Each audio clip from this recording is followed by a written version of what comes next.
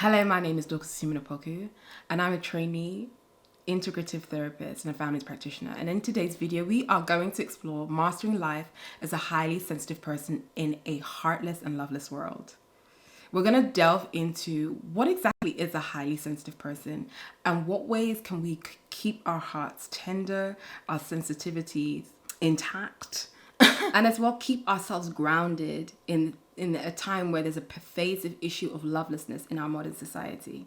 From the intense backdrop of global conflict and political turmoil to the seemingly trivial yet telling daily challenges and struggles within our lives, we're faced with an array of issues that often leave us feeling disconnected and devoid of genuine connection and affection. So as highly sensitive people, how are we going to maneuver through all of this?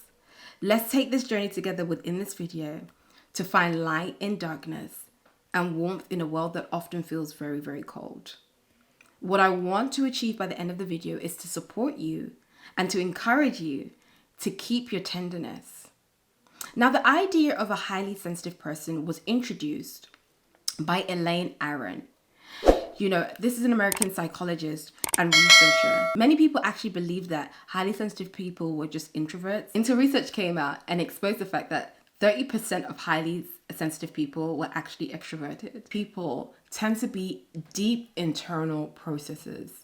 They have a very delicate nervous system which register more nuances and overall inputs from their external stimuli, which go deeper into their system. You know, they have a great imagination and a lively inner world. Highly sensitive people have a hard drive which is quickly filled up. We tend to get quite overstimulated, even with word retrieval. So sometimes even getting your words to come out is difficult because everything is stored so deeply within. You find that a lot of highly sensitive people struggle with getting very overwhelmed and overstimulated in their environment.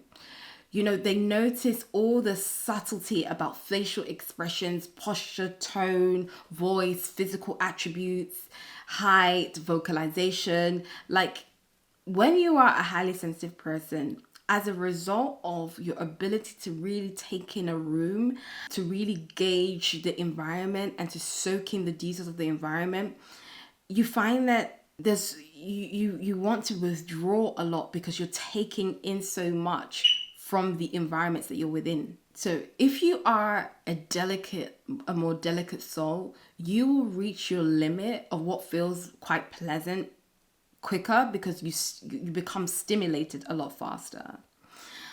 Highly sensitive people are also individuals who are easily affected by the moods of other people. Again, they pick up the energy and the emotional current of the room. The upside to this receptiveness is that we are deeply compassionate individuals. We offer a lot of empathetic listening, and many highly sensitive people report that they detect when there's a conflict in the environment. They can just sense it within. There's a strong intuitive spirit that is possessed by highly sensitive people. So you find that in certain environments, you are getting quite burnt out just by the tension within the space. Highly sensitive people are also known to be quite conscientious. You find that they tend to feel quite responsible for the entire world around them. From a young age, highly sensitive persons often sensed unease around them and try to respond to it. You might listen to the frustrations of everyone involved and try and come up with solutions and strategies and the ways forward. But afterwards, you're just like so drained. But in the moment, you find that you're always the one to pick up any solution, to mediate, to come to some consensus around a thing. Highly sensitive persons are individuals who are very sensitive to their external stimuli and their internal stimuli. But with their external stimuli, you find that things like light, things like sound, taste, smell, their senses are so strong that can lead to huge elements of irritation and overstimulation. As a highly sensitive person, sometimes it gets to the point that you just feel like locking yourself up in a cave because you're constantly triggered by emotional things, stimulating things, things around you, things in your mind. Like, it soaks up so much energy that you want to remove as many things could irritate you as much as possible. And especially when we're living in a time people are not programmed to where people are not programmed to embrace sensitivity and softness and delicateness, it can make it very hard when you're interacting with people, because we're all meant to be these sturdy robots that just work, don't have any relationships so that we can make our way to the top. You know, these are the narratives that are pushed around and people are succumbing to, or people are molding themselves into. And as a result, you're constantly in a clash with people that you're interacting with. As a highly sensitive person, you have to first and foremost guard your heart. You have to be aware of your sensitivity and accept your sensitivity, because this can allow for a more proactive approach with managing your emotions and your mental well-being, as opposed to constantly being reactive. Recognizing and accepting your sensitivity is a natural part of who you are, can lead to greater self-acceptance and confidence. You know, you see your sensitivity as offering a unique perspective to the experience, as opposed to constantly a thing that is to be challenged and worked upon.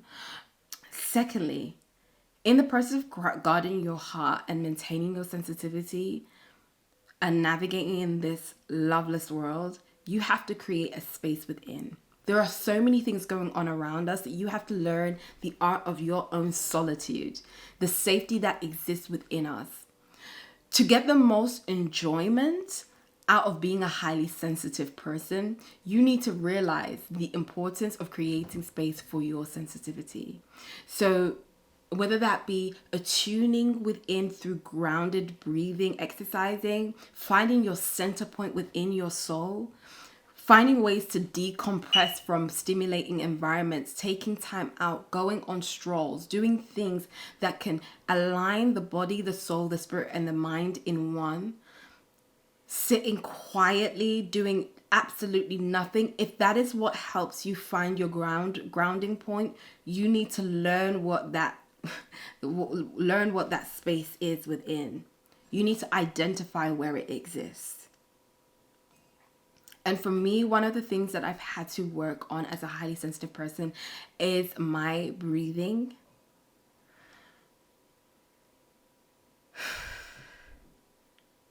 Paying attention to my breathing, giving space for my breathing, taking time to just shut your eyes. 80% of the stimulation that we receive is through our eyes. And can you imagine that we are in a time where people are scrolling for, on average, 3 hours a day, consistently, just taking in so much information, taking in so much negative media. As a highly sensitive person, the next thing that you will have to do after finding your grounding space is to adapt the environment accordingly to ensure your emotional regulation. You can't afford to be online for hours on end a day. To consume all of that negative information and to be constantly stimulated will only being consistently triggered.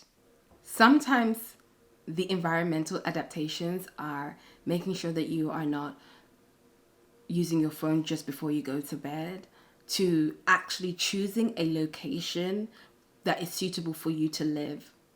So a place that is more calm, a place that is less busy, not being in a bustling city, to the type of job that you do, to the places that you actually choose to socialize. You have to become very aware of your own sensitivities, whether that be with sound and the triggers, and whether it be noise cancellations that you need in your ears to be able to live within the city. Take that step so that you're not constantly being triggered by people who will be beeping away for no damn reason. Creating your personal boundaries and discerning your safe and unsafe spaces is super, super important. Because as a highly sensitive person, especially because we are so attuned to the emotional currency and the emotional energy around us, We have to discern the spaces that we feel at peace in and the spaces that literally take us to the edge. Where does the love flow? Where do you feel most at peace? Where do you feel that there is an abundance of joy? As a highly sensitive person, you have to be prepared to get clear on your personal boundaries. Knowing that you have these sensitivities, it's super important that you're able to communicate to the people who are around you that this is what I can take and this is what I can't take. Or you just become the annoying one or the one that doesn't like to socialize. And that is not actually the case. And I think because we are in a extroverted go society that wants everybody to be bad and bodacious and loud and at the forefront, we aren't always giving the space to also showcase the beauty that comes with being an individual that requires more stillness. And you will find this to be the case with a lot of individuals who are on the autistic spectrum, who have their spaces that they are fixated on and they don't like to move out of those spaces. And that is because the brain registers this as a safe space for them, that is not going to trigger them, that is not going to cause them to enter into fight or flight mode, right? So for instance, I know that, for example, many highly sensitive people find New Year's Eve very triggering. And it's a time where people want to celebrate. It's a time where people want to be out and have loads of fun. But the sounds and the screaming and the fireworks and the lights and the fact that there's a lot of people and the overcrowding can be too much. And when you're consistently being the one being like, oh, I don't really want to go to this, I'd rather just stay indoors. But it's like, oh, here we go again. Here comes the one that wants to just be boring. And it's not a thing of being boring, it's about knowing my limitations. So it could be a thing that you communicate. Oh, I'm happy to come to your birthday party, but I will be there from this time to this time because I know that after a period of time, I get very drained and I get very exhausted and overstimulated, and you won't get the best out of me from this point onward. And it's just being frank with people about what you can take. The people that are cool with you and truly love you will have a respect for your boundaries. You're being honest and frank. You are finding a way to still celebrate them, but you're just doing it within a remit that is comfortable for yourself. Your heart is so beautiful. Your heart is the gift to the world. Your sensitivities are the gift to the world. The fact that you can take in so much and read so much and see the beauty. You have the art of noticing as a highly sensitive person. And we can't keep exposing ourselves to constant negativity. It's just not helpful. We all have our unique quirks about us. Okay?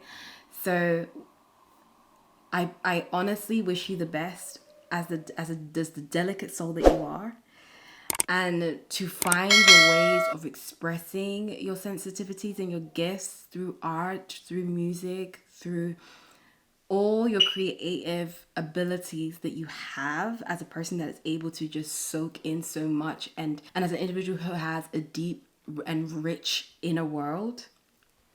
There is so much beauty that we have to offer the world, but if we don't protect ourselves, we will just trump the sensitivity to the ground. Thank you so much for listening to this video.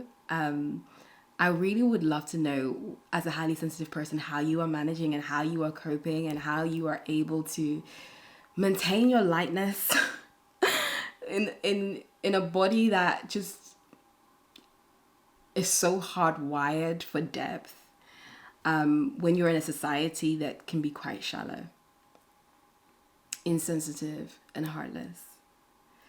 Don't forget to subscribe, like, and share.